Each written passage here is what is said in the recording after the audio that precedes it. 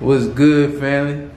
Tonight we got a special guest, you know what I'm saying? Like, when it come to the sneakers, when it comes to just fashion overall, you know what I'm saying, in the city, you know, you gotta mention 6'7", man. 6'7", how you living, how you feeling, man? Man, I'm feeling good, I'm feeling exuberant, feeling amazing, bro. To be on this platform, let me just say this first and foremost, man. My guy was on his way, you feel what I'm saying? He was at 24K, he had some back-end difficulties, baby, but we back out here networking the streets, you dig? Yes, sir, yes, sir. Don't get it twisted. Nah, for real, man. So let's go back to where it started, man. So for those that don't know, man, like, where are you from, man? What side of town you grew up on? First of all, man, just for the world, I'm from Houston, Texas. You feel what I'm saying? The fourth largest city in America, you dig? You know what I'm saying? Splash Town, Southston, Texas, however you want to put it, 713. But I'm a north side member, 5th Ward, you feel what I'm saying? Brewster Park, y'all know how we living. For sure, man. So, man, what was life like for you, man? How was your upbringing? To be honest, bro, upbringing was good. You feel what I'm saying? Like, we was the type of kids that grew up in the hood that didn't know we was in the hood. You feel what I'm saying? Because we never necessarily went without and things like that. But for the most part, you know what I'm saying? It was a lot going on, you know what I mean? But at the same time, it was just, you know, as a kid, there's certain things that you see, there's certain things that you absorb, and certain things you filter with you. Mm-hmm. So, you know, I took the good and I allowed the good to override the bad.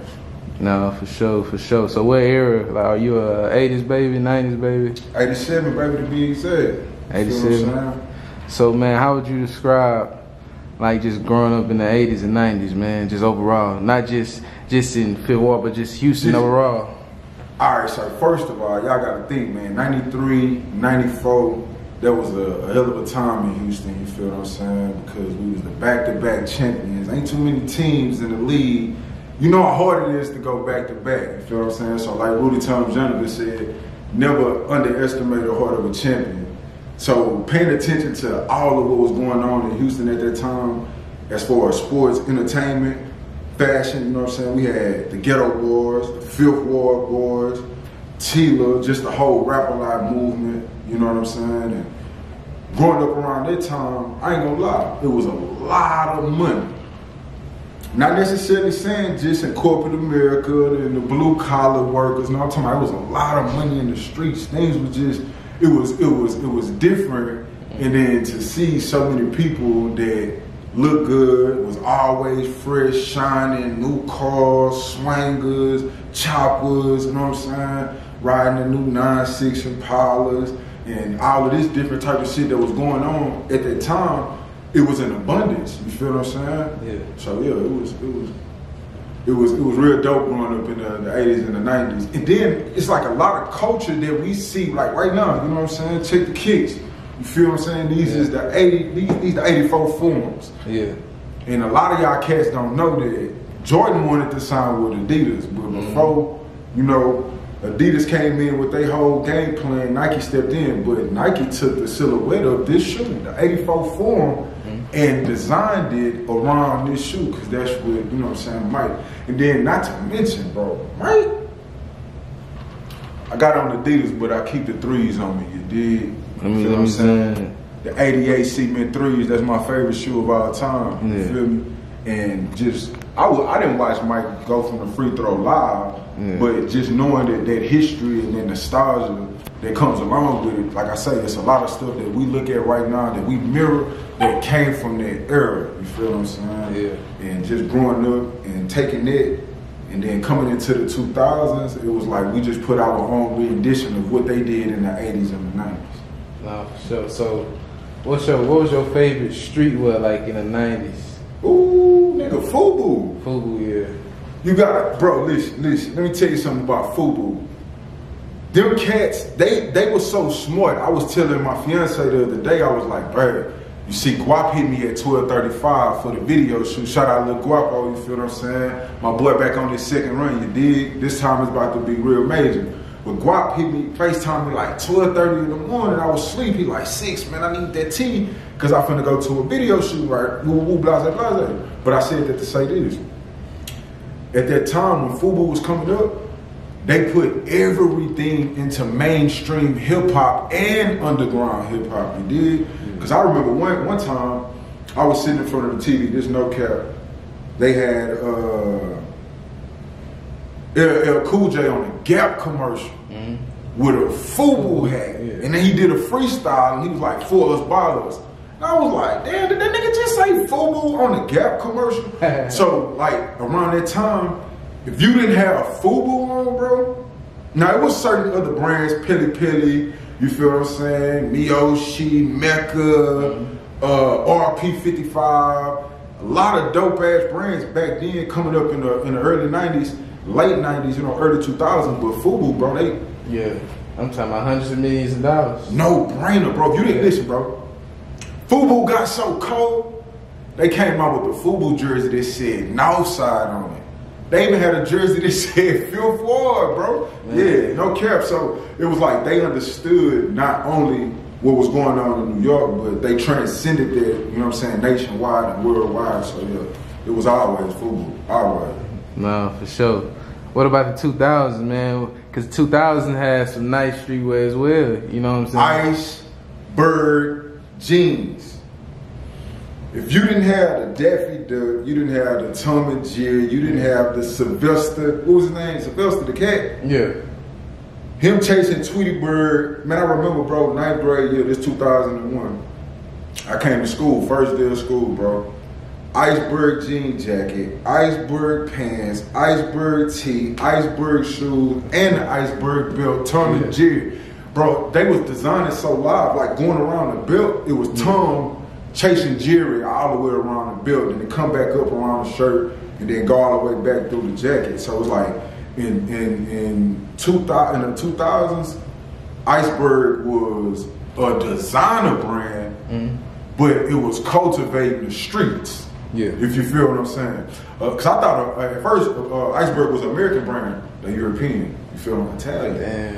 Just like the Gucci's, just like your Louis Vuittons. I wouldn't say that big of a fashion house, you know what I mean? Because they don't carry luggage and purses and things like that. But as far as when it comes down to cut, material, and the quality, it held its weight in the ranks. Yeah, 2000 did, because I remember I seen Fat Albert with the Fat Farm edition. Oh yeah.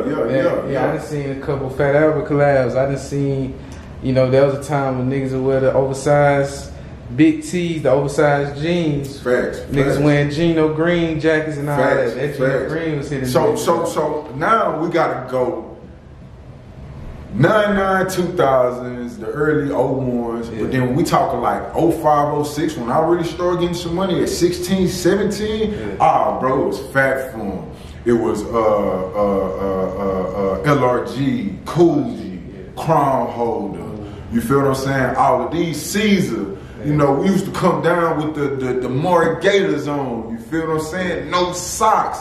You know, and then the thing about Houston is like a lot of outside cats think we cowboy ass ride, you know what I'm saying, horses and shit, be walking around carrying bills. Like, hey, nah, but we've been putting that shit on and putting that shit down forever. Like Pimp C said, y'all niggas will leave our style alone before we ever leave our style alone. So when y'all was seeing the Zero, the Slim Thug, the Power Wows, niggas in white tees and big chains on and shit, them niggas was just on the mainstream, but we been really putting this shit on, and a lot of y'all niggas been coming down here jacking the H style, you feel what I'm saying, and running off with that shit like it's y'all's. And I'm talking about nigga fashion, lingo, music, culture, this double cup shit, you feel what I'm saying? And nigga talking about, oh, we made up screw in St. Louis. Yeah. You heard about that shit? Yeah. Man, y'all niggas better. Niggas been slowing down that shit down here. And if y'all made it, I hate when niggas say we made something, but then when it comes to the reference of the origins of the history, it'd be no brainer. We wouldn't have to decipher the two, nigga. When it come down to this slowed up shit, this screwed up culture, nigga, we been players, niggas been Byzantine, been chains, been, man, we was paying $5,000 for a pair of rims, my nigga. Cause niggas couldn't get them. You feel what I'm saying? So it's like a lot of that takes a part in Houston culture when it comes down to dripping. Cause a nigga clean in the bitch, iceberg down, first type of fade, piece of chain, diamond ring, Rolex on, but guess what? It's slab complete. Or the nigga probably be GS30 Bubba on Charles. Navigator on 20-inch Lorenzas. You feel what I'm saying? Candy paint switching lane. I mean, changing flavors in the while the lane switching, man. So yeah, bro, when it comes down to that, my nigga, we been doing it, bro. But it's like the city of Houston can't catch a break. And this is an unbiased take, you know what I'm saying? I'm not going off opinion, I'm going off facts based off of what people from certain cities said. When it came to lean, you had people from Philly saying they was already sipping lean in the 60s and 70s. So, alright, shout out to IG, because I'm live right now. I just want to put this out there, you dig? Philadelphia Freeway said it the best, you feel what I'm saying? He was like, yeah, niggas would go into Grandma Annie them cabinet and see this cough syrup, take a teaspoon of it and see what it do. And then was like, all right, you feel what I'm saying? That shit got a nigga leaning, that shit got a nigga sleepy. But if you really drink syrup, you know what I'm saying? You know that the codeine and the heroin combined, it gives you a different type of high. You feel me? So it's like, yeah, niggas knew what it was, but as far as making it culturally, like Cam say, this is non-biased, bro. We been putting on this shit, bro. Mo named his album City of Syrup. He called himself the bar baby. I've been sipping since out the womb. You feel what I'm saying? I ain't gonna lie to you, Cam, to come down to this H-Time shit. Yeah. I'm a historian, bro. I talk from a perspective to where I was there. I don't talk about a perspective from he say, she say, you niggas looking at the vibe and the source. Nigga, we wasn't even in the source magazine, nigga, till 0506. Cause they didn't understand these country rap tunes like Pimp said, nigga. Which y'all was into the Ozone at the time? Yeah, we was in the Ozone magazine, you feel what I'm saying? What else in the city? I know for sure Ozone Street Flavor was... Street Flavor, but you know, you had to get on to watch D Solo. Yeah. But as far as just reading certain things in the book, yeah. Swisher House and SUC, Swab House, the Botany Boys, yeah. Flipping them, you feel what I'm saying? They did a great job at branding and letting people know, like, hey, this is what we is, this is who we are, this is what we do. You know, yeah. Flip the leprechaun, I'ma come candy green. Yeah. You feel what I'm saying? Niggas on the North Road blue, niggas on the South Road red. It was just some shit that you just had to understand. Yeah. You feel what I'm saying? That niggas just, hey, if you don't know this or you don't understand this, then you totally out the loop. Yeah. For sure, man. So let's talk about, you know what I'm saying, sports. Was you hooping or playing football when you was younger? Like when you... funny story, true story. Yeah. My favorite sport as a kid was football. You feel what I'm saying? It's like I used to take macaroni and shit and line all the 11 players up on offense and defense and run plays and all of that. Play Little League, the whole nine. As y'all know, if you don't know, I'm 6'7". You feel what I'm saying? And I ain't no DN. I'm a tall, slender cat. So my 9th grade year, Cam, that's when niggas' nuts started to drop, right? That's when niggas started to get their testosterone. Mine came a little later on down the line, but it was niggas looking like grown men in the 9th grade, right? And they put me out there as a dummy, man. A guy named Xavier Graves, never forget it, I'm 85. He come around the corner, bro, he hit me so hard. I ain't never quit shit in my life. I took my helmet off, my pads off, put my helmet inside my pads and walked to the locker room. I was done. 9th grade year, I honed my skills on that court, you feel what I'm saying? And I've been a basketball player ever since, bro. Yeah, but like I said, I still love the game of football. Don't get it twisted. Shout out to the Texans, you feel what I'm saying? Shout out to my boy CJ Stroud. Tank get well, baby, we need you. Shout out to our new coach. Now, yeah, shout out to Miko too, but I'm talking about shoes that just came from Buffalo. Oh, yeah, you talking about Diggs. Yeah, Diggs. Diggs, yeah. I'm talking about shoes. Shout out to my boy Diggs, you feel what I'm saying, man? Come down here, we gonna feed you. That's all I need to tell you. Yeah. Just stay out the way and we gonna feed you, you dig? But yeah, man, shout out to them Texans. Nah, for sure. You think they gonna make it far this year, man? Yeah, man, come, listen, man. Rookie quarterback, rookie head coach, and look what we did. Don't get, and all you bandwagon Texans fan ass nigga, I know you niggas is, cause I can go back to the archives, you dig? Now y'all niggas wanna be Bulls on parade and nah, going on. We ain't trying to hear none of that shit. Yeah. That's crazy, cause we've been around since 02, but this this past season, bro, the city of Houston was on fire behind. Watch this, not just the city of Houston, but when you look at NFL today, you watch all them shows. All they were saying was the Houston Texans, the Houston Texans, the Houston Texans. They even went to the extent of saying Kansas City better watch out in the AFC, Jack. For sure.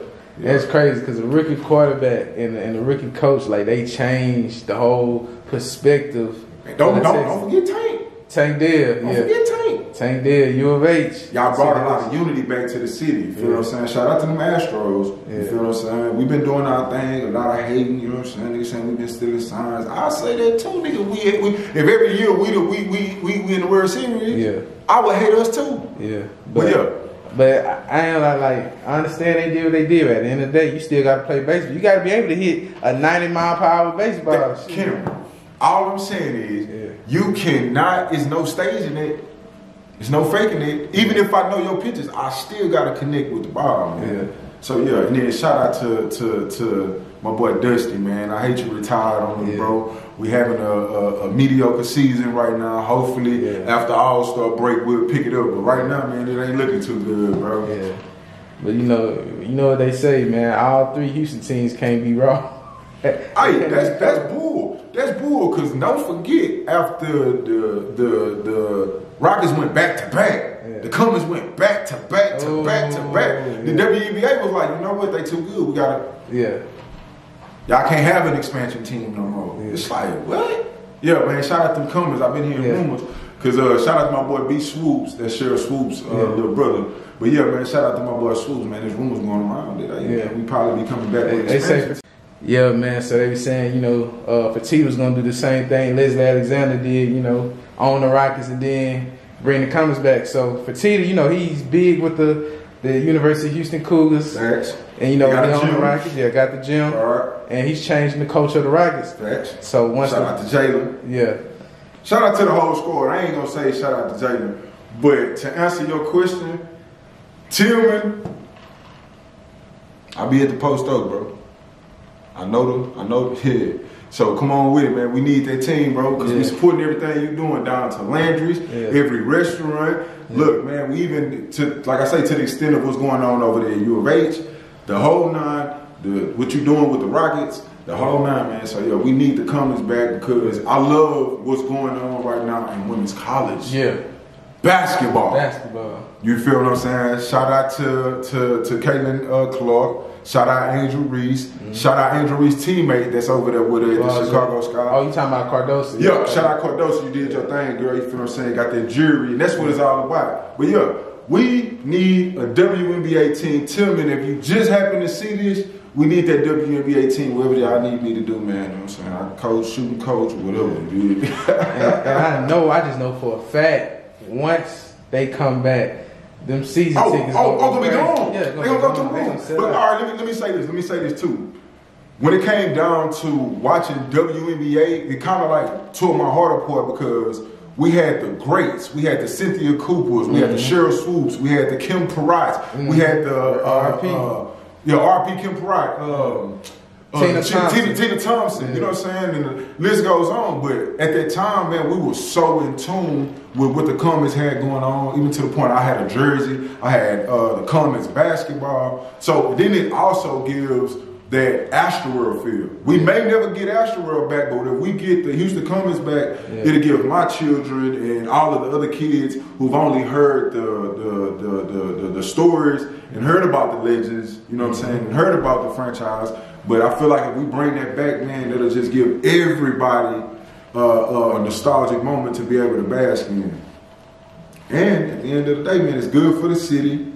I always feel like anything that we do new, it brings a lot more revenue to the city. It brings a lot more tourists to the city. And that always is good for small businesses, big businesses, and things like that, man. So expand as much as we can. It's the 4th largest city in America. We have a south side team and a north side team. Yeah, for sure. Facts. So how you feel about Houston, man? Like Houston always been one of them cities, but now it's like for the last 5-6 years, people starting to recognize like, damn, Houston is a great city. Like the nightlife is crazy.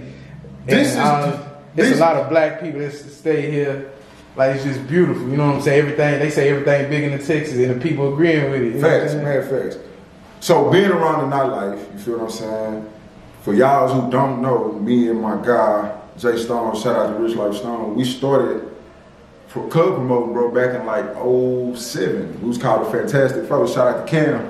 But what was going on right now, we were doing then, you know what I mean? Like you said, it just took people or outsiders a minute to kind of like catch on, bro, because we've been going to the day party, pool party, you feel what I'm saying? We'll go to Lapala, I can't remember the name of it, but y'all know what I'm talking about if you've been outside. We'll go there, leave there, you feel what I'm saying? Go back to the highs, get fresh again, you feel what I'm saying, from the pool party, then jump out, we'll go to Motions. I know y'all remember Motions. If you from the North Side family, if you in my area, I know you know what Motions is. We used to go to what's that spot? Swivel on the Tuesdays, you feel what I'm saying? We'll leave Swivel at 2 o'clock and we had breakers from 3 to 6. So it's like everything that is happening right now where people come to be like, hey man, don't leave Houston on the Monday because shit, you Sunday night turns into Monday, and then Monday that turns into a whole nother day because the city don't sleep. There's so much to do, you feel what I'm saying, outside here in the city when it comes down to either restaurants, clothing, when it comes down to the club. And what I mean by clothing, I mean fashion, man. There's so many different, we're gonna get to that, but we're gonna stick to the nightlife. Man, and the nightlife is just, like you say, it's so much black excellence, you know what I mean? And the black excellence give you this ambiance and give you these aesthetics that you want, that you can't find in no other city. And then when you come here, it's so much love, it's so much hospitality that a lot of people not accustomed to, especially coming from the East or the West Coast. Most people are stuck up, arrogant, rude, impatient, got anxiety. But down here in Texas, we play, we chilling, we relaxing. You do you, we gonna do us.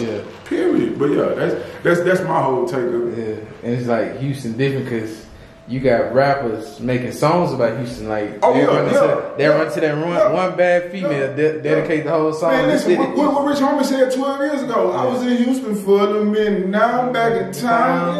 We say for a little minute, man. When you come down here, you like that, man. Nigga be like, it's green like that. Don't think it's green like that, but it's green like that. Man, we ain't worried about nothing nobody got going on. There's so much money to come down here and get. Just don't step on nobody's toes. You feel what I'm saying? But it's like, oh, it's the women. Don't get. I'm not gonna delve into that, but it's the beautiful women, man. It's like nowhere on earth. You feel what I'm saying? It's everywhere you go. No matter if you go to Kroger, you go to Family Dollar, you go to the Galleria, Walmart, Target, Whole Foods, Trader Joe's, bro. Walgreens is no matter where you go. You know what I mean? You're gonna see a beautiful woman, and you're not gonna see a beautiful woman with her nose stuck up. You feel what I'm saying? With an attitude. No, you speak, she gonna speak back. She gonna keep it casual. Hell, Houston women more player than Houston niggas. Like, I got my game from my mama. My OG, shout out to Big Green. You feel what I'm saying? He taught me a lot about the streets. He taught me a lot about hip hop. He taught me a lot about fashion. But when it come down, and he gave me a lot of game. Don't get it twisted. But when it came down to straight drop game that I learned and that I applied, they came from my dudes. They came from my ain't them. You know what I'm saying? Because these H-Time women run circles around these H-Time niggas. And for the ones who are lucky and fortunate enough to get the game, man, you niggas better pay attention and listen and absorb it, Jack. Because these females in Houston, for sure. They for sure different from everybody else. I'm gonna say this too. That's why a lot of you cats come down here and shawty letting you post up over there and woo woo woo blase blase, but it's all on demand and by her plan. You done been out here 3 weeks and you whoop de whoop whoop. You thinking that's your shawty, boy? She but that's how they go, man. These beautiful Houston women captivate a lot of men, a lot of women, and just the way that we do things, man. It's a beautiful city. We ain't gonna speak about the crime rate and shit like that, you know what I'm saying? Because a lot of this shit goes on the raps as far as, you know, not being publicized or, you know, you gotta really pull some paperwork side to get into all of that. Because Houston don't promote that. We all about money. We don't want to scare people off and stuff like that. Yeah, and then, you know, it got crazy a couple of years ago with the whole is up there and it's stuck there little movement that the youngest had going on. But as far as us being on that type of time, like I said, we players first, bro. You know what I'm saying? Like Goldie said, we could get it. Nah, Goldie said, we can settle it with some class and we can get into some gangster shit. So that's just what we live by, bro. That's our motto out here. You know what I mean? Niggas ain't looking for no drama. Niggas ain't pressed by no drama. But guess what, man? We bought none, fade them all, Jack. Yeah. That's how the city is, for sure, man. So let's talk about it, man. Let's talk about fashion. So first we're gonna talk about sneakers, because you had your own movement with the sneakers first, right? And then you got into fashion. Let's talk about that, man. Man, I ain't gonna lie, bro. Since I was born into this shit, bro. I got the Jordan 3s tatted on me like I showed y'all in the beginning of the interview, man. Mm-hmm. I was born into this. My old man was a sneakerhead. You feel what I'm saying? And he has always been a pillar and somebody prominent in Houston, Texas, with the fashion and the shoes and the like, damn, Big Green, when you get them, like Big Green, like these ain't out yet. This in the 80s. Yeah. You feel what I'm saying? My old man telling me he got the velour Fila sweatsuit on, $100 for the top, $100 for the bottom, $100 Filas. Let me tell y'all something, man. Jordans, the first pair of Jordans was $69.99, right?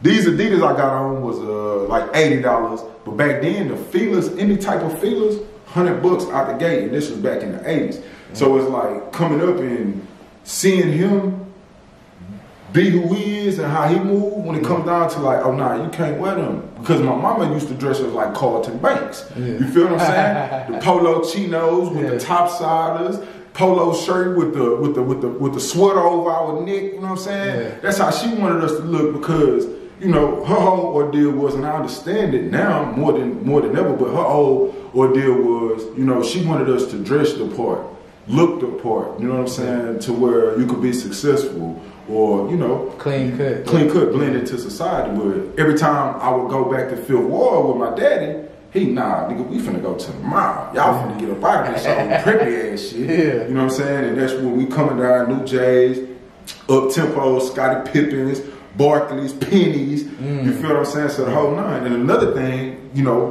whatever shoes he would buy, before I could get another pair of shoes, if I came back over there to the wall with my shoes dirty, like, nah, nigga, like, players don't keep their shoes like that. Players don't look like that. You know what I'm saying? When it's time to go somewhere, them J's came out 3 weeks ago, and they already looked like that. So by 9 years old, no cap, y'all. This when the Shadow Gray 10s came out. You feel what I'm saying? I was probably in the 2nd or 3rd grade.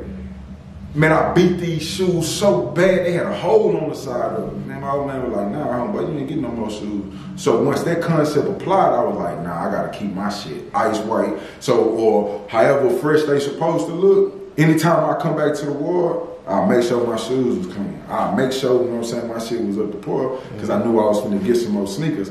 So I think, you know, that right there, and I'm gonna tell y'all, by 9-6, funny story real quick before you ask me this question, Cameron. By 9-6, the Concords was coming out. And a lot of y'all don't know this. During the All-Star game, that's when Jordan was showed the new shoe for the next year. You feel what I'm saying? Because February is his birthday, and that's when they would drop every new Jordan, from the ones all the way up until the 6s or 7s. I think they're 38 right now.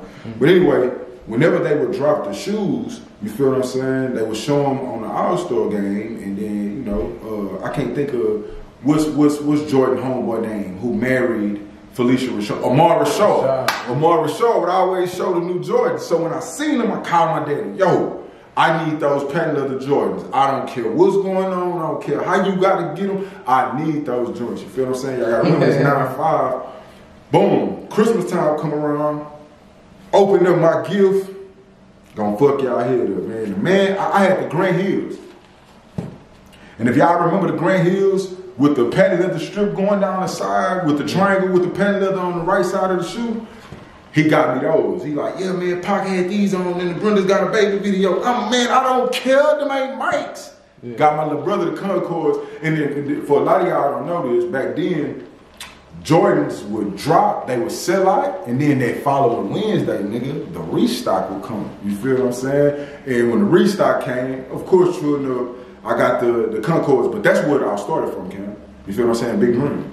You know what I mean? And everywhere I used to go, bro, me and my mama, we used to go to the mall, fam. She would go her way, She knew wherever I was at Champs, Foot Locker, Foot Action, Ladies Foot Locker. Yeah, Jack, I gotta see what's going on because my girl, she gonna need some shoes, so I need to see what's going on over there. Yeah. Man, hey bro, I'm so deep into this shoe shit. I remember you could go in Foot Locker and the only way you would see the new J's was on the manifest. Nigga, they had a picture of it in black and white with the color of them. Man. It wasn't even a color, y'all. Yeah, they had the colorway on there and you had to imagine it, nigga, until the shoe got there. Yeah, man. So I seen a video you posted not too long ago, man. It looked like you was at Greenspoint, right? Yeah, Greenspoint. So what year that was? Well, that was 06. Oh. Nah, take it back. That was 07. That was 07. That was 07. No. I want to be correct. That was 2008. It was the countdown package, the 11s and the 12s. Yeah.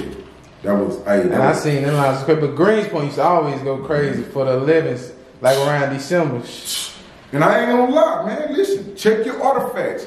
You couldn't go to Greenspoint Mall if you wasn't from the north side. You couldn't go to Greenspoint Mall if you wouldn't cut a certain type of way. You feel what I'm saying? Because at any given moment, I remember telling Jay Stone, hey Stone, go back to the car to go get the pistol, fam, just in case these Greenspoint niggas come around with these choppers, lay us all down. Everybody got 200 plus in their pocket because they come and get the J's. It's 600 niggas out here. You do the math. You do the math. Yeah, so in order for you to go to Greenspoint Mall at 3 or 4 o'clock in the morning trying to buy some shoes, yeah, man, and it got real crazy because you had older people out there with their grandkids, mamas out there with their kids trying to get the shoes, bro, and it was ruthless. People getting trampled over, bro. They had to call up the paramedics, man. Yeah. After, everything settled down and, the gates opened at Foot Locker, they had to call the paramedics, bro, because it was straight drop pandemonium.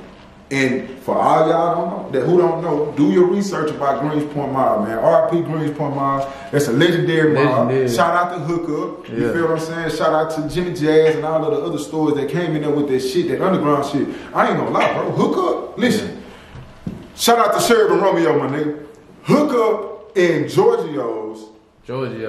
They still strong. Still strong. Yeah. You feel it's a pillar in the community. Yeah. And the reason being is because it's like they had that shit that. And then shout out to my boy. They got their Nike accounts snatched way before all this new resale shit. Them niggas been back doing shit since 2003. Yeah. So check your archive, check your history. Niggas been having J's before the release date for over 20 years, Jack. That's all facts. Yeah. R.I.P. to Greenspoint. R.I.P. to North Line too, man. Man. Let me tell y'all about North Line. My daddy would buy me all the J's, all the Vince Carters, because when Vince Carter first came out with his first shoe, he had them shocks. Them joints was $2. You know what I'm saying? So, when any shoe drop that I see that I want, Colin Green, hey, I need these mandatory. Cause we had the East Bay by then. Yeah, this real sneakerhead shit. Yeah. We had East Bays by then. So the East Bay will show you the Jordan that they got available in your size.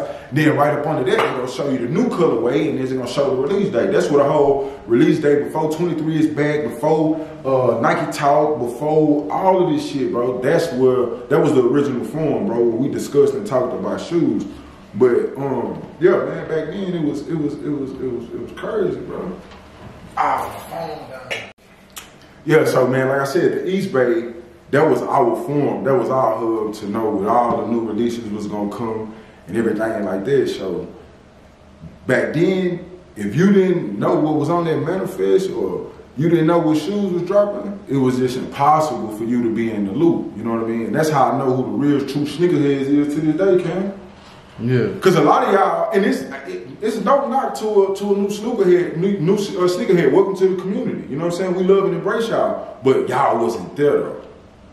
Yeah. And I ain't talking about just because you couldn't afford the shoes. Or you niggas didn't know how to get the shoes. You niggas didn't know what was dropping. And then for the ones who knew what was dropping, that's how we inclined ourselves as far as the who's who. And a lot of y'all wasn't there. Y'all knew what it was. Y'all newcomers. Y'all just not coming into the loop. You feel what I'm saying? And like I said, no knock to y'all, but bro, this it's too much. It's too much history. It's too much culture when it comes down to the sneakers. Cause watch this. Let me tell you how much culture it is, Cam. In 2006, when the Defining Moments package came out, the OG Defining Moments, the 11s and the 6s with the gold hang tag, before the retros, the big gold box 300. Guess how many stores in Houston had them? How many? 2. Only Foot Locker North Line and Foot Locker Dipper out of like 22 Foot Lockers. No, not 22, probably like 18 Foot Lockers. Only 2 Foot Lockers had it. No Foot Actions, no Champ Sports, no Finish Line, no none of that. This before all of them became under one brand, which is Foot Locker. This was way before all of that. You feel what I'm saying? It was a hell of an era though, bro. What was your favorite retro? Out of the first, like what, 14, 15, what was your favorite retro? My favorite retro, so you gotta think. Retro, the first retro ever was the Jordan 3. And it came out in 94.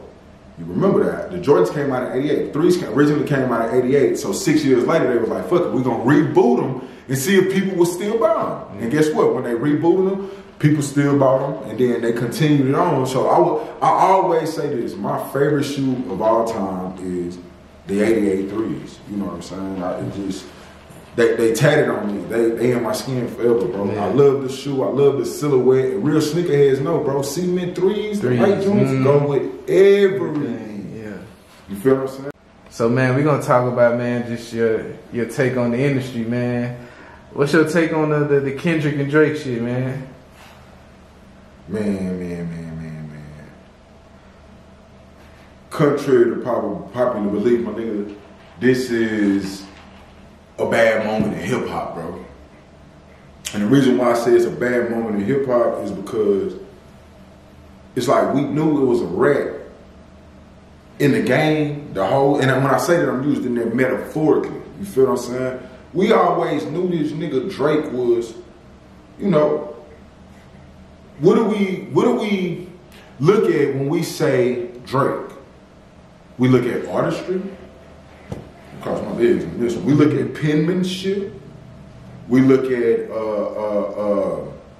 the notes and chords that he able to hit, the melodies, the way he, you know what I'm saying, uses his double entendres, the way he uses his words, the way he uses his wordplay, the whole nine. We have been sensationalized with Drake. Because if we look at, okay, where your coach at?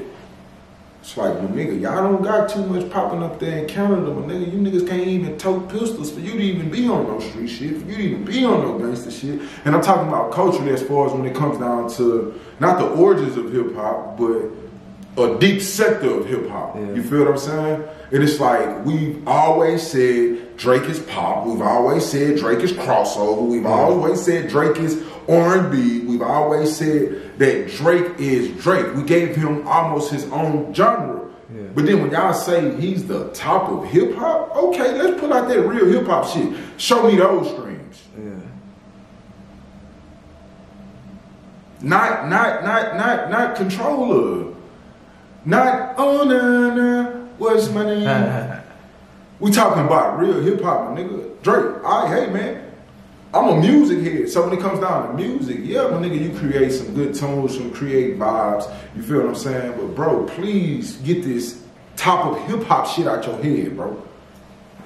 Cause you don't even have that foundation to stand on. That's why Kendrick dropped that They Not Like Us over a mustard beat, nigga. Some real LA Compton, some real white shit, some real Long Beach shit. And the whole Cali just blasting, yeah. They've been waiting on that. Yeah. They've been waiting on that. They woke the West Coast up. They've been waiting on that. Yeah. You feel what I'm saying? Because if you really, a lot of y'all won't say this, but Detroit, right, took the tempo, not the sound. The tempo, yeah. Up tempo, yeah. Detroit took this tempo and not the sound, and it really kind of left Cali like in this. Because if y'all lifted up to Kendrick gave y'all the fucking therapy session as an album. Yeah.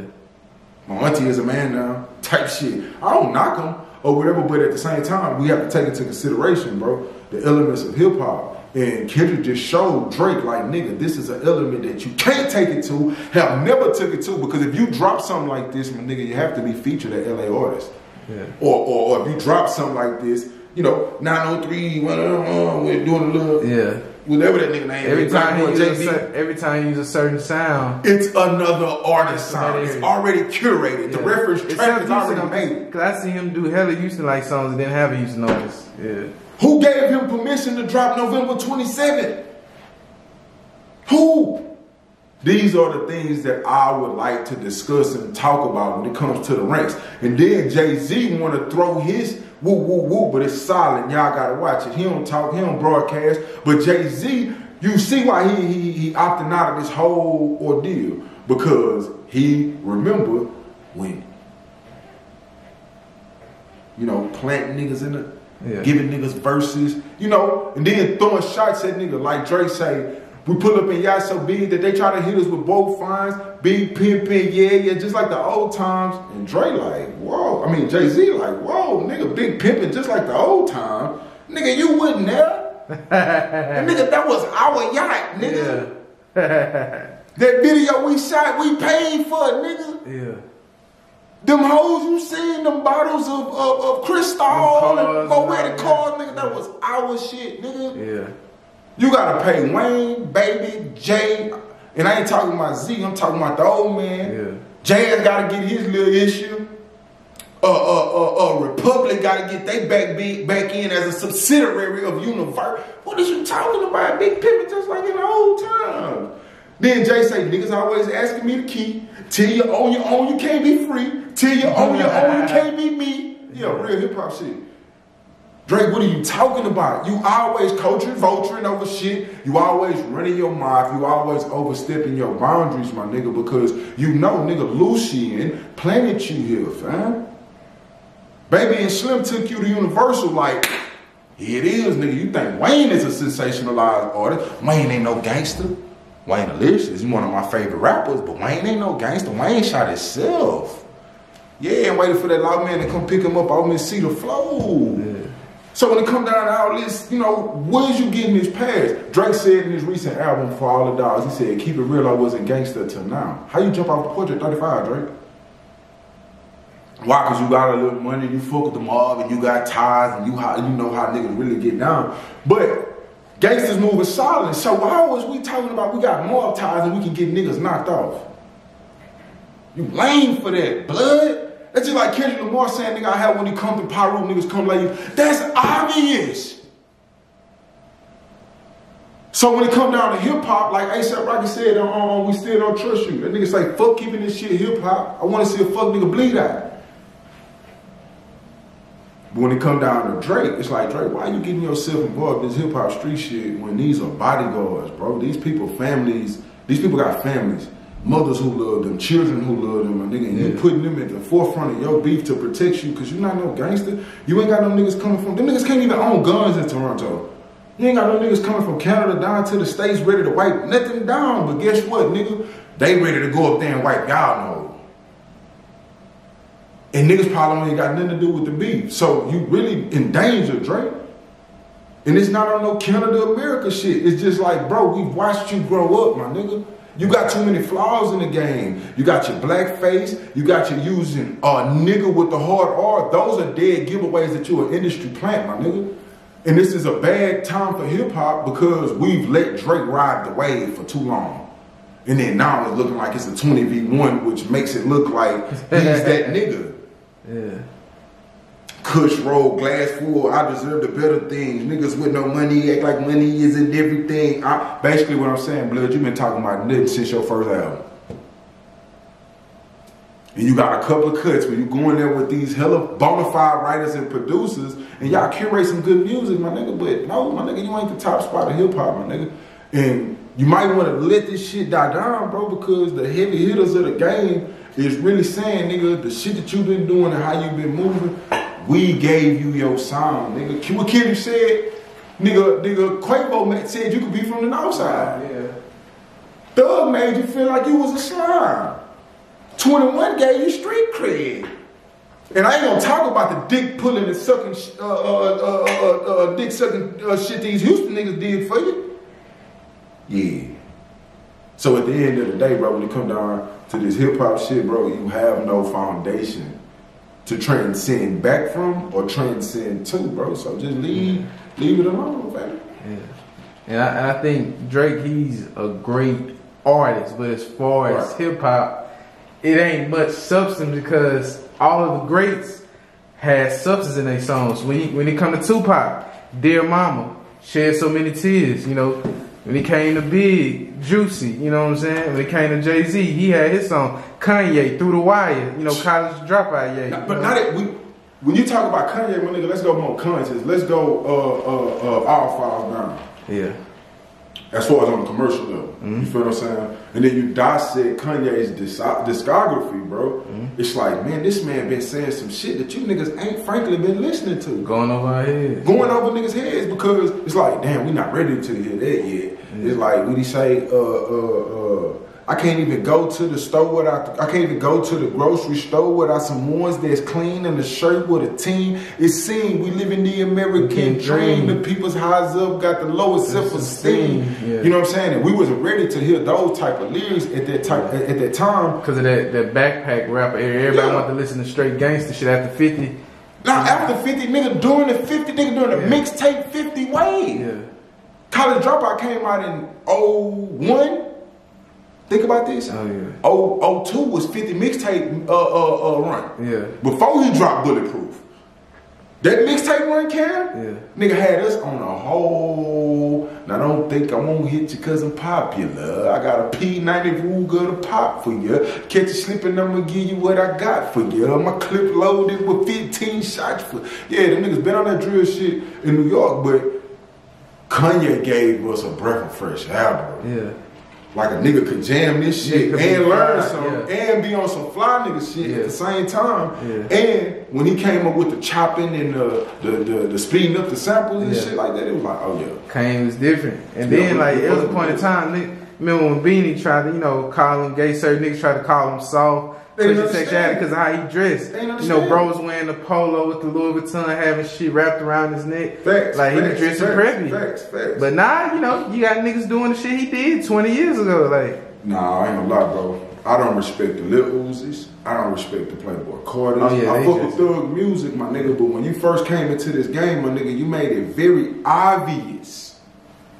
It's bad enough you from the east side of Atlanta, homeboy. Let's not get that twisted or misconstrued either. I ain't saying you niggas ain't sliming shit out, wiping niggas' nose over there, but you been in the bars over too, though. You know what I'm saying? So when you niggas come out wearing dresses, painting your fingernails, you remember when we first came out and did the little double cup shit, kissing it, and it's like, man, y'all could have did that shit with a plastic red solo cup. Fuck you had to do that shit. They do it with a double cup. You see how they play though. You know what I'm saying? So it's like when I see these type of niggas, and I'm not saying you niggas is homosexual because I'm no homophobe, but it's like, what's the basis of you niggas doing what y'all doing? You know, Lil Uzi, he got on a tank top, he gonna get his purse, and come on, man. Playboy Carter got a see-through thong hanging out of a bodysuit that's a thong that's hanging out of his jeans.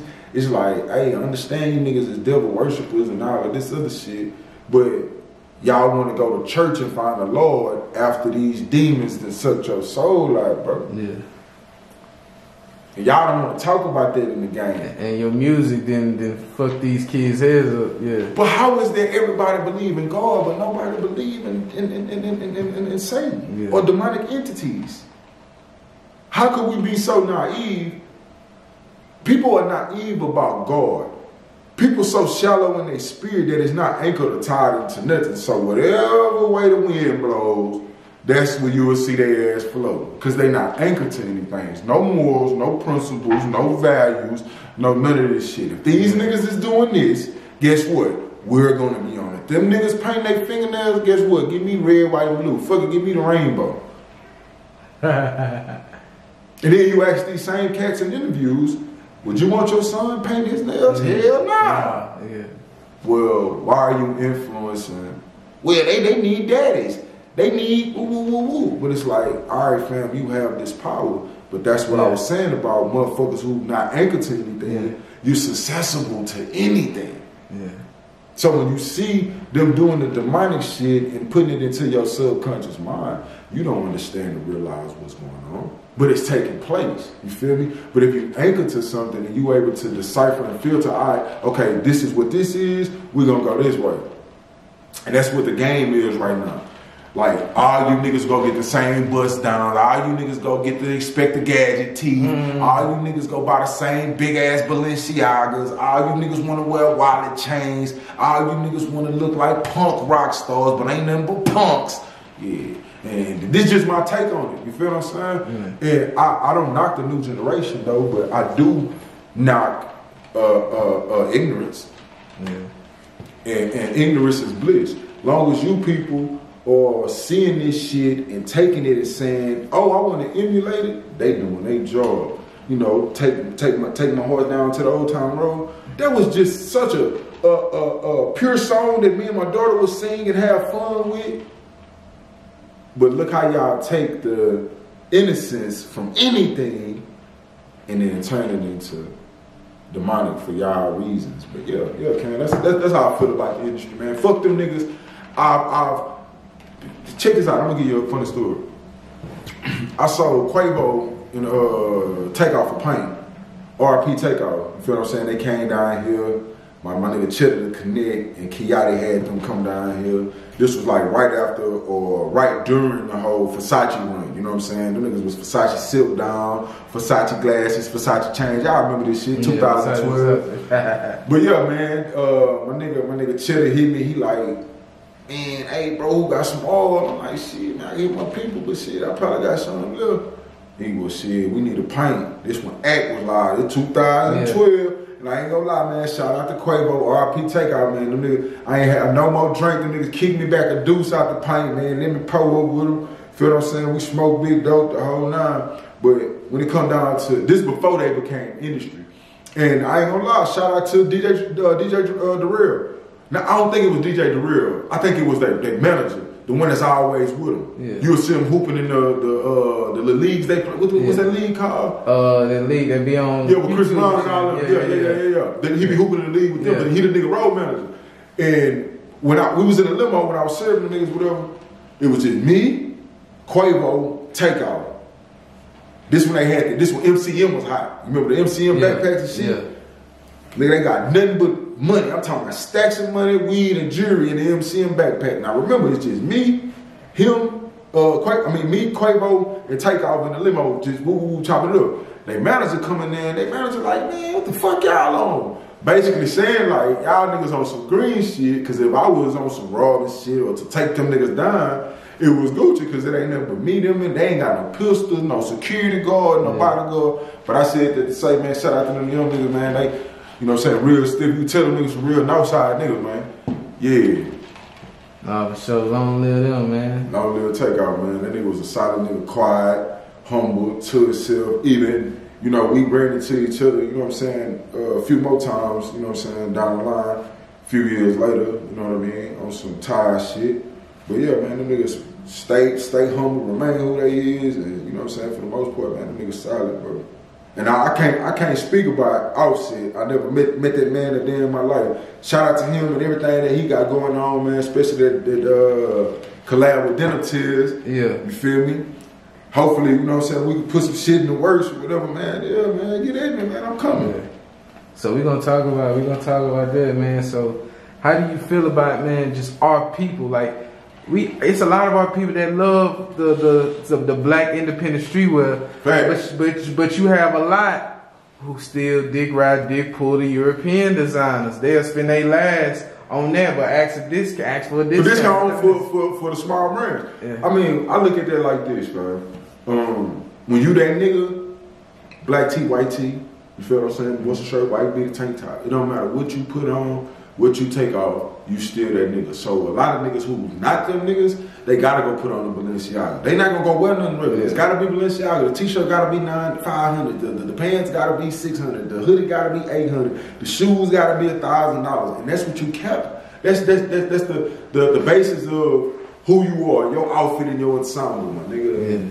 That I don't respect it. I don't respect that. Then y'all niggas come over here and holler at me, hey bro, y'all, oh man, these tees right here, $85. And y'all act like I'm asking for $800. You know what I mean? And I respect branding, I respect marketing, I respect advertising, and what goes along in those three things is what makes your brand stand out, what makes your brand worth what it's worth, and for people to come out and spend it and feeling like they got their money worth as far as the quality and accepting the quality and accepting the fact that they paid $800. But I'm gonna give you some free game. Y'all niggas be regretting spending all that money on that bullshit, because that nigga Future said, I spent 3 stacks on this Rick Owens. I tried my best to forget it. Because that's foolishness, my dude. $3,000 on a pair of shoes, no knock to Rick Owens. You feel what I'm saying? He doing this goddamn thing. Shout out to him and his whole fashion outfit and his staff. But I just think that to purchase something for that much money, you feel what I'm saying? To say, nigga, you ain't up on this, it goes back to what Kanye saying. We all self-conscious. I'm just the first to admit it. Yeah. I really don't like the person that I am inside. Or I really don't know the person who I am inside. So I'm gonna let this Balenciaga fit do the talking. I'm gonna let these Rick Owens do the stepping. Yeah. Clown shoes, Ronald McDonald. I ain't no knock to you niggas though, but they be trying to hide their insecurities. Hide your niggas insecurities with big clown shoes and a $1,500 price tag, bro. It's a show, man. So how do you feel like just about the street? I feel like our streetwear is as big as it's ever been, man. Like, we talking about from the locals all the way to the ones that went mainstream. I'm talking about Denim Tears, yeah, Who the Sidewalk, well, yeah, Heroin Preston, man. I'm talking about, bro.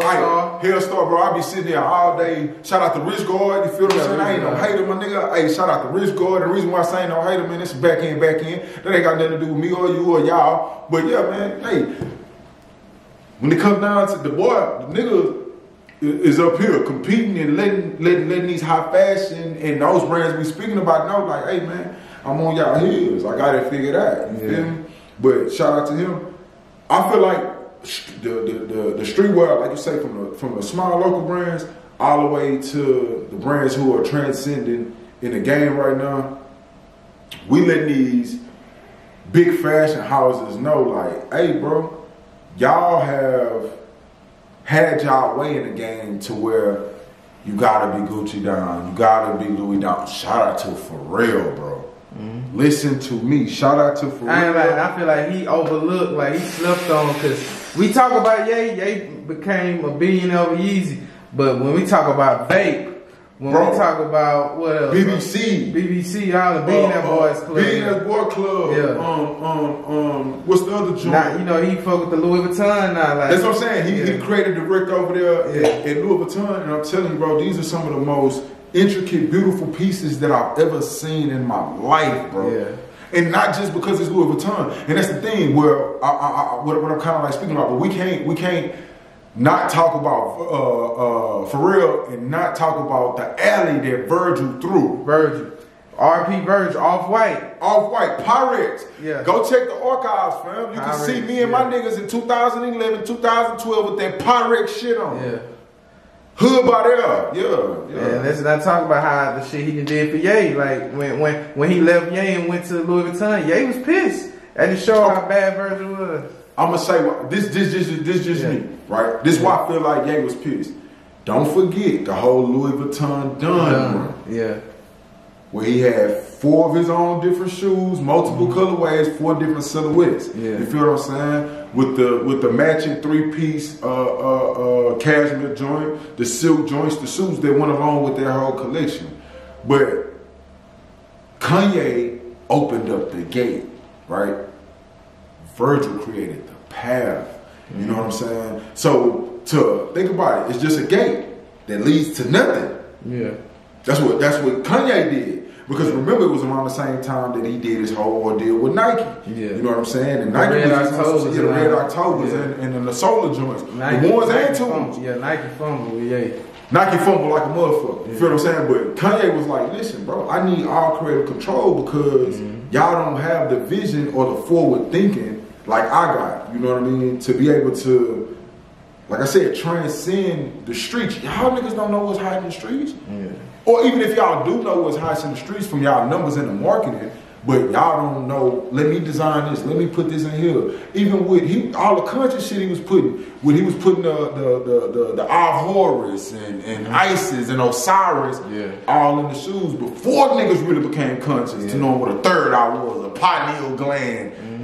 So I think that was what Nike was reluctant about, because it's like, damn, Kanye a bit risky when it comes down to, you know, George Bush hate niggas. And it's like, we taking a chance. But like I said, Kanye opened up the gate for Virgil to create a pathway, you feel what I'm saying, for real to take that, and I'm talking about the possibilities, what he doing over there, fam, is limitless. I'm talking about, bro, he didn't cut no corners, bro. Under no, him and Tyler. Tyler the creator. Tyler bad, man, he's a bad man, bro. I see what he had with Lacoste. Bro, hold on, he dropping some Converses. The LaFleur joint, man, bro, the dude he's a visionary, and for his generation, he's giving them an outlet to say, hey, bro, we ain't gotta be hard. We ain't gotta go drill. We ain't gotta shoot them up. We ain't gotta bang bang, bro, because this is a whole another different sector of creativity. You know what I'm saying? And I think with gangsters, we subdue our creativity. You feel what I'm saying? And mask it around hard feelings and emotions. Because when you think about creativity, that's more right side of the brain. You know what I'm saying? When you think about being more rational and doing shit by the book or the code, and I ain't talking about going against the code, but I'm just talking about the way that the brain processes and functions and look at things more black and white versus the right side of the brain when you vision color. You think in color, you think in creativity, you think in more high vibrations to where anything that you think about, you can create and it can instantly manifest. You feel what I'm saying? So it's like artists like the Pharrells and the Tyler creators that say, hey man, it's cool not to be gangster. It's cool not to be, you know what I'm saying, hard, but don't let nobody play with you though. You feel what I'm saying? Stand 10 toes on your platform, but express yourself. Like shit, look at Ye, man. Ye expressed that. But you see Ye standing on business with niggas. Like, anytime niggas try to like speak on Ye, speak on his kids, or speak on his brand shit, it's no holds bars with him. But I think he's fed up from all the shit he been through from his younger days, man. Like, people sleeping on him. When you are a peculiar person, bro, the world don't view the world how you view it, especially when you have foresight. Niggas with foresights and niggas who are borderline geniuses get frustrated easily, get agitated easily, because it's like, I want you to see from my lens, because you looking for right now. All you see is right now. All you know is 1 + 1 = 2. You know what I'm saying? Anything outside of that, it's like your brain don't function past it. And I'm not talking about simplistically as that map form, but I'm saying when we're talking about complex thinking, we're talking about 10 years ahead. You feel what I'm saying? And looking at things from a future aspect, as it's like, why build right now when we could already have something created and set in place to where when the future comes, instead of thinking about, oh, we could have did this, it's already done. And a lot of people don't understand the way Kanye mind processes, the information that he knows that we don't know, you know what I'm saying? And the shit that he got going on, that he want to give out to the world at a time where people was like, nah, Kanye, we don't want you to do that. Think about it. What you got on? I've never seen a shoe design like that before in my life. You feel what I'm saying? And you see how he cultivated the culture, took us by storm. You feel what I'm saying? Had niggas wearing, like, how you got that fly on with the 6 denim right now, right? I would never see a shoe like that or have thought of a concept of this type of shoe. And Kanye saying, y'all get the fuck out of my way and let me show y'all. And one thing I like about him, I remember he had his, how do you say, he had like a listening party for his album. Oh yeah, I remember you talking about Life of Pablo. Yeah, Life of Pablo, when he was saying, I know my shoes are a certain price right now, but I'm going to talk with Adidas, we're going to make them affordable to where people could buy them. Because there weren't too many people buying them. But once it became affordable, especially during COVID, shit went crazy. Everybody had Yeezys. And if you didn't have on Yeezys, it was like Yeezy, just jump over Jumpman. And people thought he was crazy when he said that. But he told the truth. Yeah. He became a billionaire like this. It took Jordan, what, 20, 30 years? Yeah. Because he already kicking back his back end. Yeah. You know what I'm saying? Nike done been billionaires off the nigga. Yeah. You know what I'm saying? But his little back end added up over, like you said, accumulation of 20 years. Yeah. Kanye, and then you gotta think, Kanye is responsible for so many trendsetters. Yeah. Like your Travis Scotts, like your Virgil Ablohs, like your Javinci Don C's. Kanye is solely responsible, and not saying that he takes the credit. It's just obvious as into who he put on, how he put them on, you feel what I'm saying, and what they did once they got on. And he single-handedly saved Adidas. But niggas didn't care about shell toes and all that no more after a while. Like, Yeezy, you know, Yeezy saved him. Y'all listen to the man. These are facts that I can't argue. Around the time when Nike basketball was selling out, you know, LeBron 10s, KD 5s and 6s, and Kyrie's. At a time where Adidas had, niggas wasn't buying D Roses. Niggas wasn't buying John Walls. So it's like Kanye said, not only am I gonna take y'all to the next level, but I'm gonna take everything. Cause now, if you look at the new AEs, the new Anthony Edwards, you see Yeezy inspiration. President too, over there, the CEO, they've been oh, that's my daughter. They've been locked in or whatever. I guess they trying to get the back end right. But yeah, man, Kanye needs full creative control. Kanye needs his own subsidiary like Jumpman is with Jordan. You know, got his own building, got his own production line, got his own factories, the whole nine. And what Kanye said, no one man should have all that power. And that's what it boils down to, fam. That's why they trying to keep him safe when they talk about the Jews and all the anti-Semitic shit and all that. And they say how I'm anti-Semitic. I just fucked a Jewish bitch. You know what I'm saying? So it's like, the Jews, we ain't gonna get into that because that's a whole other 45-minute interview. But the Jews, they understand the way that they play and how they keep everything in the raps because they control all the media and they know the frequencies to control the psychology of the mind. What they say, who controls what? Whoever controls the media and the images, when they control the mind, and they control the people, fam.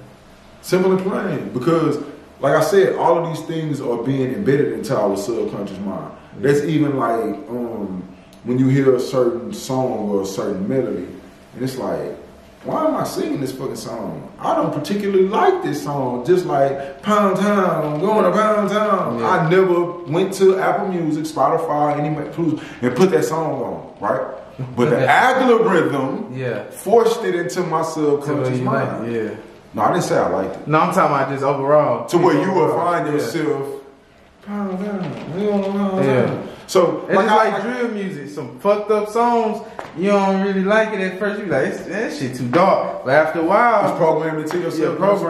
Like I like to say, man, and y'all can take this quote with y'all. Guard the gates of your mind because it's the center of your universe. So don't think you like. I'm gonna give y'all some more game. This planet that we own is just a field, an electromagnetic field, right? And everything that goes on this electromagnetic field is a host of things that you attract, right? What do magnets do? Attract. Your brain is electric and your mind is magnet. I mean, your heart is magnet. That's why you attract to somebody that you like. You feel what I'm saying? That means that's a magnet. And when you think something in your mind, whatever frequency your mind on, that's electric. So you gotta guard the gates of your mind because you find yourself in a situation where you stabbing somebody and then you get out of that trance at the police station asking what happened. You didn't guard the gates of your mind. So you allow a negative spirit or a thought in, and whatever frequency you was vibrating on allowed you to commit a heinous act or do some foul fucked up shit. You know, you hoes fucking for $40. That's another 45-minute interview. You feel what I'm saying? But yeah, man, guard the gates of your mind, Jack. No, for sure. So we gotta talk about, man, one of the hottest streetwear just in the streets, man, in the South. Soon to be in the world, man. We gotta talk about 6 Denim. So, what made you just decide to be like, fuck it, man, I'm finna come up with my own brand.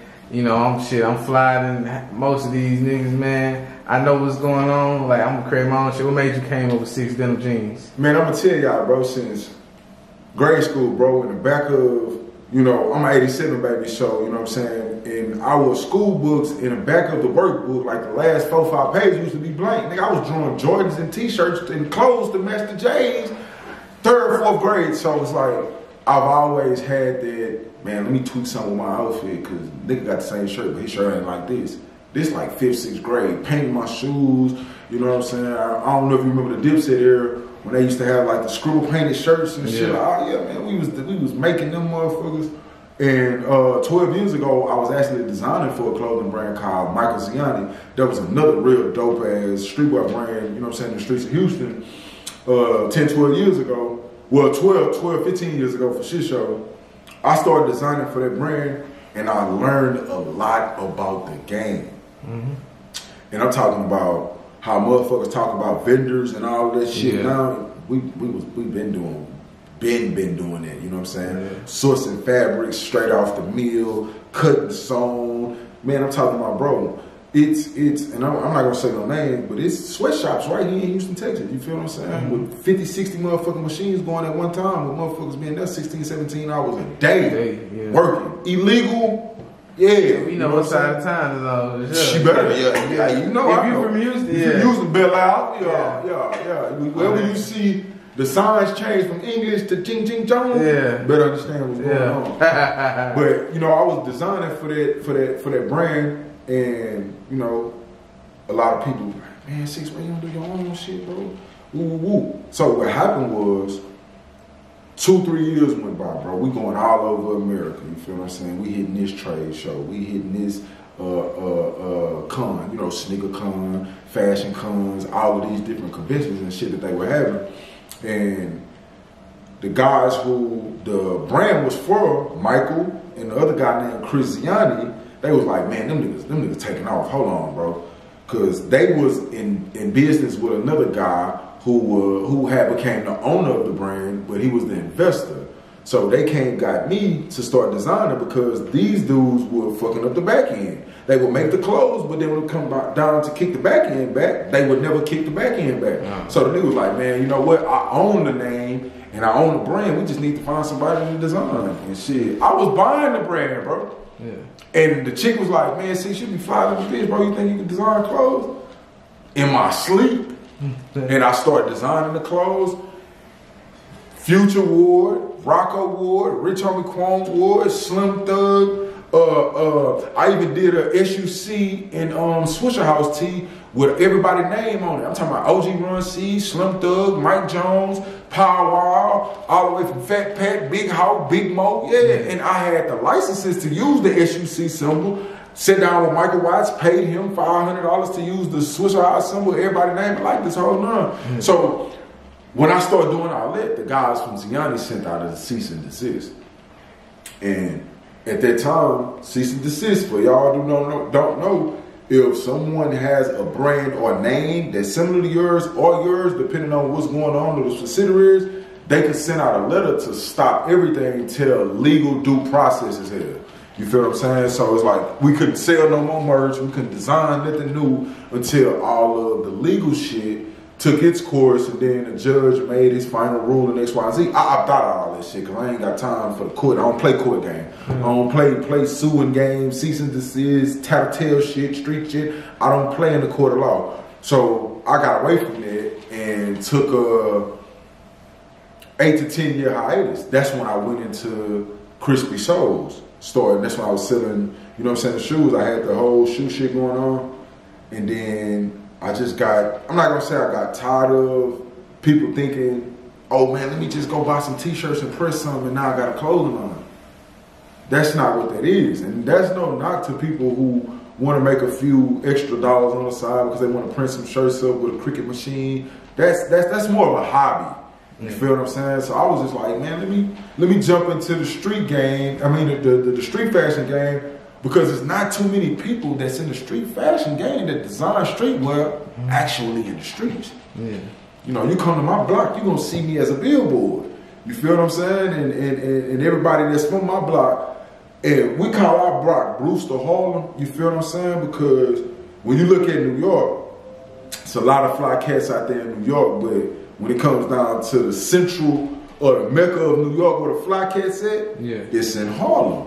You know what I mean? So in Fifth Ward, when it comes down to where everybody jump fly at and niggas gonna keep that shit on and how niggas move, since BPBK, you feel what I'm saying? If you know, you know, it's been Harlem, man. Niggas been jumping first, niggas been getting fly. So I was just like, you know, we really in the streets. And what I mean by really in the streets, that don't mean niggas is carrying guns, selling drugs, doing some gang banging shit. No, we in the streets. Our family live on these blocks. The things that we do in the hood, we go, it's a different code. It's a different language, you know what I'm saying? And the language we speak is from here. That's why it's easier to wither out niggas who not from the streets or niggas who not real, because the streets is right here. It's not in your mind. You can put on the street well, but that don't make you street. It's in your heart, you know what I'm saying? It's in your upbringing. It's in the way that you move, in the way that you carry yourself. And I think it's a negative connotation to a street nigga. There's nothing wrong with being a street nigga. Cam from the streets. His podcast is called Network in the Streets, but this man is a very educated, college educated, and I don't mean nigga went got 5 or 6 hours. No, the nigga got degrees on the wall. You feel what I'm saying? So it's like it gets a negative outlook on the term street nigga or street fashion. No, it's just, and then to be honest with you, street fashion comes from, this is not suit and tie. This is not collar shirt. This is not blazer. You feel what I'm saying? This is your streetwear. You finna go to the grocery store. You finna, you know what I'm saying? It's comfortable, but we turned it into a style. You know what I'm saying? That now, the streets took it and where we understand it. Like I see certain brands like, oh, okay. Bro, what's up? Bro, know what's up. He in the streets. That don't mean bro got a pistol on him and he's selling Percocets. He just understand what's going on outside of corporate America. Plain and simple. And I feel like people always want to mix it up. Like it's promising. You got niggas like from that environment, like hood niggas, and then you got street niggas. Them two different niggas. Right. Hood niggas is niggas that just grew up in that environment. And then you got street niggas, like you say, niggas that just, you know, became a part of that life, became a product of that environment. So, and then, okay, so what I like to say is being a product of your environment, that's again, it's not a negative term. It just means when I'm not over here or I just happen to be in this zip code of this city, I know the lingo. I know the language.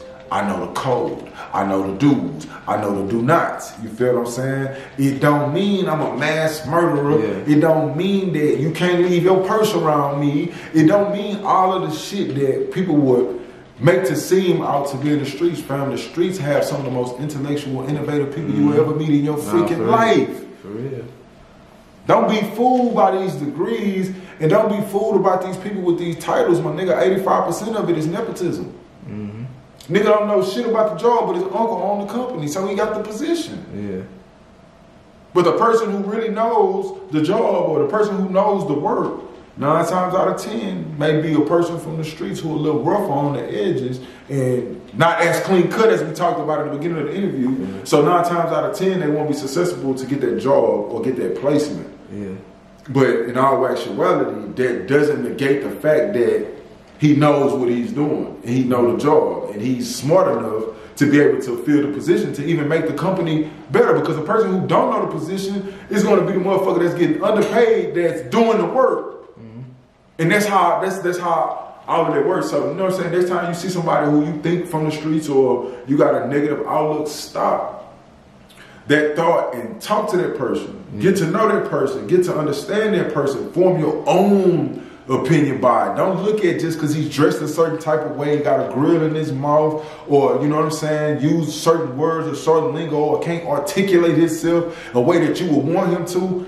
Do not undermine him. Do not underlook him, because it's things that he knows that could be utilized in society, bro. You unlock those fucking cells and open those gates in prisons, and you help reform these men. Man, these are doctors, these are lawyers, these are artists, these are great people in society who have probably made a mistake somewhere down the line. And society say, no, we don't want nothing to do with you. We don't care what you can offer us to society. Yeah. But then if you do that, guess what you do? You just create more hardened criminals. Yeah. You create more hardened people. And you would want to have a criminal that's a criminal by circumstance, meaning I gotta eat, so I'm gonna go steal something at the grocery store. That's survival. But when you create hardened criminals, that means he made a mistake, and that's not who he was, but he's left with no other options. Right, yeah. He's given no other chances. That's why the recidivism rate is so high, fam. Yeah. And the reason why I can speak about this, I went to prison. You know what I mean? And a lot of people it's not able to come out with the mind frame to say, you know what, my mind has to be stronger than my environment. My mind has to be stronger than the people who are willing to give me opportunities. Because if I look for all of the opportunities for people to give me, then that'll put most or the common man into a depression. Because it's like, I'm trying my best. I want to go out and work. I want to go out and do better for myself. But what I have on my background, or what I have that I've already done, is not allowing me to come back in society and be successful. And what I mean by successful is I can pay my bills. I have a decent car to drive. When it comes down for me eating food, I'm not struggling at the grocery store. If I want to go at the Chick-fil-A line and get me a chicken sandwich, I can do so. You know what I mean? But they make it so fucked up for felons, bro. That's the reason why the recidivism rate is so high. That's why the murder rate is so high, because you're putting a lot of people backs against the wall and you're saying you're worthless to society. Yeah. But then when these people start to drink, these people start to do drugs, and they don't have to go out and kill somebody, they could just run a fucking red light because they don't give a fuck. And then guess what happened? Guess what happened from that? Somebody innocent, who has something great to give to society, but we'll never know because we've thrown somebody else out of society who have caused the demise and shortcoming of an innocent person. So we gotta do better when it comes down to, because if you look at me, people always talk about, oh nigga, I did 10 years in prison. Nigga, I came home August 31st, 2012. It'll make 12 years since I've been inside of a prison cell. You feel what I'm saying? And to you young cats out there, to people who probably in jail right now, or who probably have felonies, man, you can do anything that you want, bro. Don't allow those people to program that shit into your mind that you're not nothing, that you're worthless, that you can't come into give society a gift. That's bullshit. Have a strong mind and understand, when you follow your passion, you follow your purpose. Every day you don't follow your passion, you don't follow your purpose. So you waking up and you in this hypnotic rhythm, the psycholistic rhythm of doing the same exact thing. So I bring this back full circle, my brand. This is just a part of me knowing that what I want to do, what's my passion, and I put God first, nothing can stop this. You feel what I'm saying? And I don't look for people to support me, because God gave me the creativity to create something that people feel like they need. You know, I get calls every day, man, 6, bro, I need that orange joint. Hey, 6, I need this tea. 6, I got them jeans over there. And when you have something that you can create with your God-given talent, and you put your passion and you put your all into it, and you put faith into it, and you know, whatever it is that I want to do, as long as I understand it and I know my passion and I know my purpose, bro, you can, the possibilities are limitless. But remember this, day one is not day 1,000. You can't expect to start something from passion and think, oh, I planted the seed today, I'm bearing the fruit tomorrow. That's not how that works. That's how most people quit. That's how most people fall short, because you want to think, oh, I got the talent, I got the passion, I got the know-how. That's not all that it takes. You know what I mean? It's going to take a whole lot of more commitment. You got to stay down, because it's going to be some days I don't sell merch.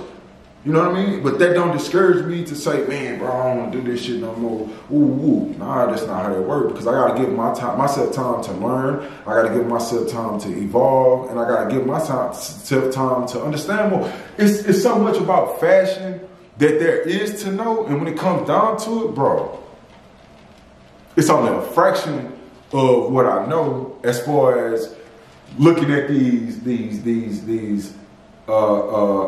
brands with flagship stores. And right now, I'm just trying to take everything that I've known and seen, put it in a pot, and curate something new, dope, and innovative for the streets. That's it.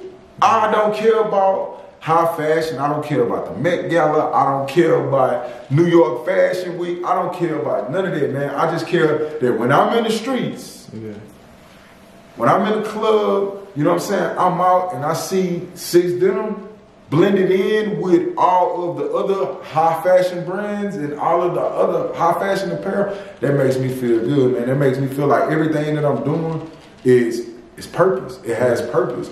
And when you follow your purpose, man, I guarantee you that, you know, don't know, you know, what y'all religion preferences is or whatever, but when it comes down to your plan, if it don't align with God's plan, bro, you will always find yourself back at the drawing board. So I'm gonna end this interview with this.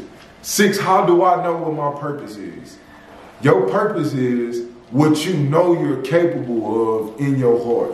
All of the things that you desire, all of the things that you see other people doing that you know that you want to do, you get happy when you see it. You feel what I'm saying? It's a certain type of energy level that you feel when you're around the things that you want to do. That's what your passion is. I don't care what it is, nigga. If you haven't cut your hair a day in your life and in your heart you know that you can blend the tape of fade, guess what? You will never be fulfilled unless you enroll yourself in Bible college and learn how to blend. You feel what I'm saying? But I inspire everybody to follow their passion. I inspire everybody to follow their dreams and understand, man, with God is nothing that you can't do. I don't advise you to go at it alone. Go at it with God, build you a strong team, and try to make sure that your team is family. And I ain't saying family by blood, bro. I'm talking about family, genuinely people around you that want to see you win, bro. You got people who generally want to see you win. They're going to add in their factors of what they good in to make sure that you get to the next level, bro. So with that, man, Cam, peace, love, bro. No, for sure. Shout out to you, man, because I ain't going to lie, bro. When you reached out to me, I was like, yep. We really out here networking the streets, Jack. You feel what I'm saying? And that's what it's all about, bro. Networking, man. Don't be afraid to go out there and rub shoulders with your peers, bro. Because that's what it's all about, fam. Bro knows something that you don't know. You're never going to know what bro know until you brush shoulders with bro. Don't be afraid to be around other men and, you know what I'm saying, let your ego kick in. Bro, whatever you don't know, that's what this is about, bro. This life that we live, this universe that we on, it is an infinite source of information, Nick, bro. So whatever you think you know, my nigga, you have no idea, no clue, man. So like I said, man, keep networking these streets, Jack. For sure. Yeah, I have it, man. First interview won't be the last, man. Facts, hey, man. y'all tap in. Hey, get them your Instagram. Get them your Instagram. Hey, man, my Instagram personal page, Shots on the Gram, man. Shots on the Gram. That's SHOTOS.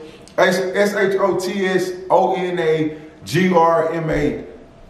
Yeah, that's right. Shots on the Gram. And nah, nigga, ain't no shots on me. That mean pictures, shots on Instagram. Shout out the business page, man. That's 6 Denim. Yeah. You gotta show your work. Let's see your work, man. Yeah, man, let's go show that out, man. As you can see right here, man, the IG is 6 Denim. Yeah. SIXDNM jeans. That's 6 Denim jeans. Yeah. Feel what I'm saying? This is the new drop right here. And this is the 6 Denim Academy football jersey tee. And these joints dropping in all kind of flavors, as you can see. So you see, you got it on. Dropping these in all kind of flavors. Yeah. A lot of the flavors are sold out, so you know what I'm saying? This is what I had. This right here, the Lucid Awakening tee. You feel what I'm saying? Got a little inspiration from the Rolling Stones. Threw an acid tab on there for all my boys out there that get trippy. Yeah. Then right here we got the Denim joint. I ain't gonna lie, y'all. This was my best seller, bro. I made a couple of thousand out these joints, the t-shirts and the hoodies. Yeah. Feel what I'm saying? The Dennis Rodman. Embellished with the Swarovski crystals. These ain't them Chinese crystals, them Italian crystals. These are Swarovski, Jack. And if you know, you know. Y'all can see them stones hitting like VVS. But yeah, man, tap in, man. 6 Denim jeans, bro. This is the beginning, but definitely not the end, Jack. Nah, let's for get sure. it.